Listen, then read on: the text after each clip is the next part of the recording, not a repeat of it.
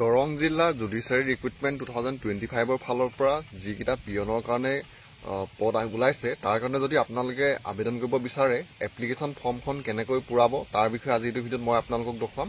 তো বন্ধু বান্ধৱীসকল পদকেইটা আছিলে দৰং জিলা জুডিচিয়াৰী ৰিক্ৰুটমেণ্ট 2025 ফালৰ পৰা পিয়নৰ কাৰণে ওলাইছিলে আৰু এই পিয়নৰ পদকেইটাৰ যি আপোনালোকৰ আবেদন হ'ব অনলাইন নহয় অফলাইন যোগে আৰু অফলাইন যোগে আপোনালোকক এখন ফৰ্ম দিছে।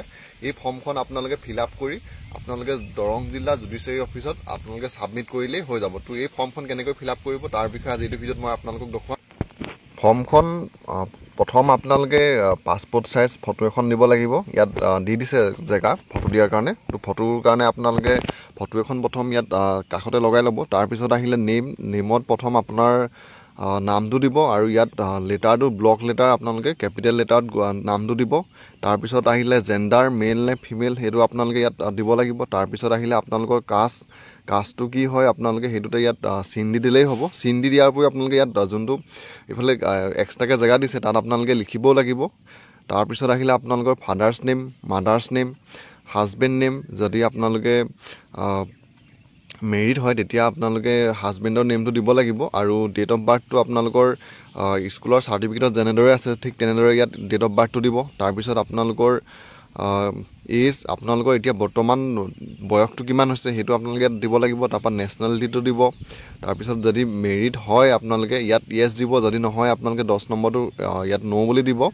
আৰু এডুকেশ্যন কোৱালিফিকেশ্যনত যিহেতু এই পষ্টকেইটা আপোনালোকৰ 8 পাছ আৰু 10 পাছ, তো আপোনালোকে ইয়াত 3টা ষ্ট্ৰীমৰ আপোনালোকৰ এডুকেশ্যন কোৱালিফিকেশ্যনটো এড কৰিলেই হ'ব। তো আপোনালোকে 8 পাছ 10 পাছ 12 তেনেকৈ দিব পাৰে। আৰু যদি আপোনালোকে কোনোবাই গ্ৰেজুৱেশ্যন কৰা সকলো যদি কোনোবাই এপ্লাই কৰে তেতিয়া আপোনালোকে ইয়াত 10, 12 আৰু গ্ৰেজুৱেশ্যনৰ দিব। আৰু যোনসকল হায়াৰ ছেকেণ্ডেৰী পাছ হয় তেওঁলোকে 8 পাছ 8 আৰু 10 আৰু লগতে 12ৰটো যদি কৰিছে এড কৰি দিব পাৰে। তো আপোনালোকে 12 কৰা নহ'লেও আপোনালোকে এই পষ্টকেইটাৰ কাৰণে আবেদন কৰিব পাৰিব, যিহেতু এইকেইটা পষ্ট আপোনালোকৰ 8 পাছ আৰু 10 পাছৰ কাৰণেহে।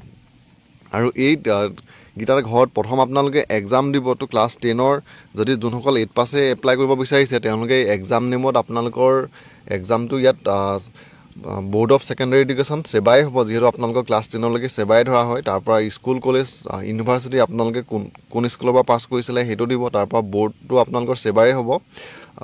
এক্সাম নেমটো আপোনালোকৰ HSLC হ'ব। তাৰপিছত আপোনালোকে ডিভিজন কিমান পাইছিলে সেইটো দিব। তাৰপিছত পাৰ্চেণ্টেজটো দিব।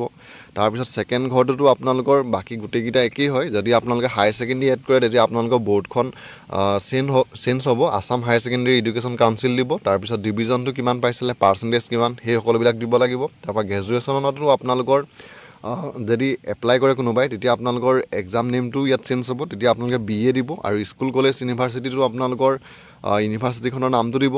তাৰপৰা ব'ৰ্ডটো আপোনালোকৰ দিব, ইয়াত ব'ৰ্ড কাউন্সিল বা ইউনিভাৰ্চিটিখনৰ নাম দিলেও হয়। তাৰপৰা ডিভিজন আৰু পাৰ্চেণ্টেজটো কিমান আছিলে এইকেইটা আপোনালোকে দিব লাগিব।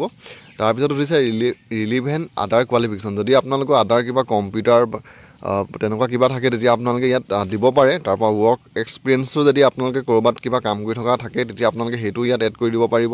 এড্ৰেছত আপোনালোকৰ আধাৰ কাৰ্ডৰ মতে যোনটো এড্ৰেছ আছে সেই এড্ৰেছ দুটা আপোনালোকে 15 আৰু 16 নম্বৰ ঘৰ দুটা দি দিব।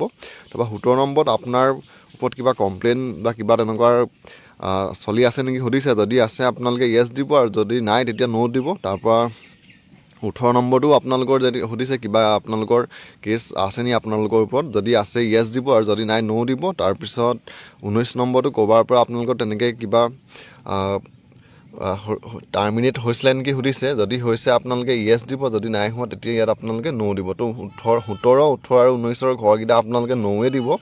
আৰু 20 নম্বৰ যোনটো সুধিছে আপোনালোকৰ এনি এক্সামিনেশ্যন কিবা আপোনালোকৰ তেনেকৈ আছে নি, যদি আছে আপোনালোকে য়েছ দিব, যদি নাই ন' দিব। আৰু 21 নম্বৰটো সুধিছে আপোনালোকৰ হুৱেৰ ইনকাম টেক্স, যদি আপোনালোকে ইনকাম টেক্সটো দিয়ে হয় তেতিয়া আপোনালোকে য়েছ দি আপোনাৰ যোনটো পান নাম্বাৰ হয় পান নাম্বাৰটো দিব লাগিব। আৰু যদি আপোনালোকে ইনকাম টেক্স পে' নকৰে তেতিয়া আপোনালোকে এই ঘৰটোত ন' দিলেও হ'ব।